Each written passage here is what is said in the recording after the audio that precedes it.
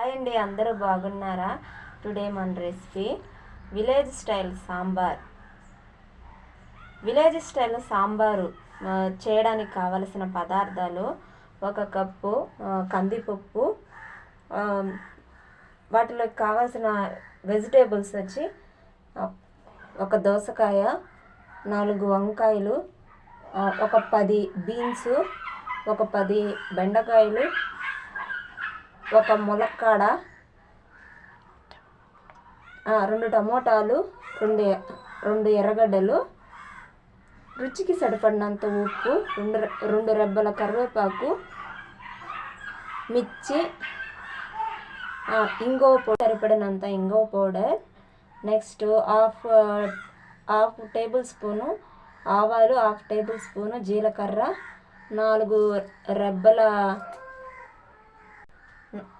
4 పాయల తెల్లగడ్డ, నిమ్మకాయ సైజ్ అంత చింతపండు. నెక్స్ట్ 2 స్పూన్ల కారం, 1 స్పూను పసుపు. అంతేనండి. ఇప్పుడు మనం ప్రిపరేషన్ స్టార్ట్ చేద్దాం. ఇలాగా ఒక 2 టైమ్స్ కందిపప్పుని వాష్ చేసేసుకోవాలండి. ఆ కందిపప్పుకి సరిపడినంత వాటర్ పోసుకొని ఇది గబాన కుక్ అవ్వడానికి నేను ఒక 1 స్పూను ఆయిల్ వేస్తున్నాను. ఆయిల్ కొంచెం సాల్ట్ వేస్తున్నానండి, త్వరగా కుకింగ్. స్టవ్ ఆన్ చేసేసుకొని మంటని హై ఫ్లేమ్లో పెట్టి ఒక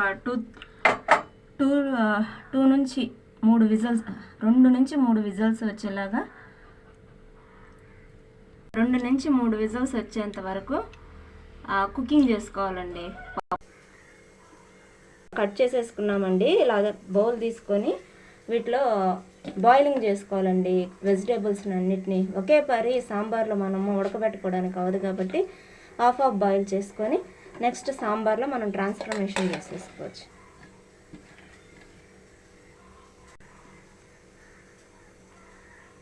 ఇలాగ కోసుకోవాలండి, గుండ్రంగా కోసుకోవాలి. కొంచెం వాటర్ పోసుకొని కొంచెం సాల్ట్,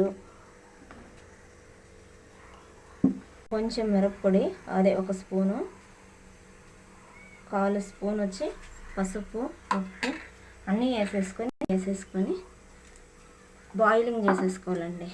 బాగా ముద్దుకొని తీసుకొని దాన్ని బాగా మెత్తగా రుబ్బేసుకోవాలి కందిపప్పుని. నిమ్మకాయ చింతపండు సైజ్ ఏంది, నిమ్మపండు సైజ్ కదండి. చింతపండును బాగా మ్యాష్ చేసేసుకొని ఈ పప్పులో దీన్ని ఇలాగా ఫిల్టరింగ్ చేసేసుకోవాలండి కదండి. కూరగాయలన్నింటినీ హాఫ్ బాయిల్ చేసేసుకున్న తర్వాత ఇవి దీంట్లోకి వేసేసుకోవాలండి. ఇప్పుడు మనం పోపు పెట్టేసుకోవాలి. అంత ఉప్పు, కల్లుప్పు అండి నేను వేసుకుంది. నెక్స్ట్ కారం, పసుపు,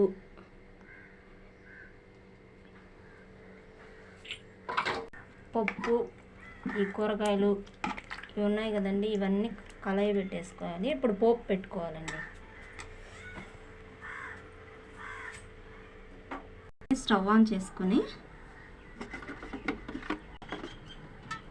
ఆయిల్ వేయాలండి. ఆయిల్ హీట్ అయిపోయిందండి. ఇప్పుడు మనము ఆవాలు, జీలకర్ర వేసి వేగనివ్వాలి, అదే కాలనివ్వాలి. మ్యాష్ చేసుకున్న తెల్లగడ్డ 4 పాయలు, నెక్స్ట్ ఆనియన్స్ కొన్ని, నెక్స్ట్ కరివేపాకు,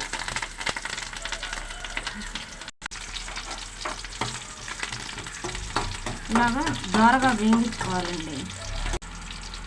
ఇంగువ పొడి ఇక తీసుకొని ఈ పోపు పెట్టే దాంట్లోనే మనము వేయించేసుకోవాలండి. ఇంగువ పొడి, సాంబార్కి ఇంగువ పొడి రుచిని ఇస్తుందండి. అందుకని సాంబారు చేయాలంటే ఇంగువ పొడి కంపల్సరీగా ఉండాలి. ఇలాగా ఈ పోపు అంతా మనము సాంబార్లో మనం వేసేసుకొని సాంబారు రెడీ అయిపోయిందండి. ఇప్పుడు మనము వేడి వేడి అన్నంలోకి సాంబార్ సర్వ్ చేసేసుకొని టేస్టీగా హమ్మీగా మనము భోంచేసేయచ్చండి. టేస్ట్ చూద్దాము.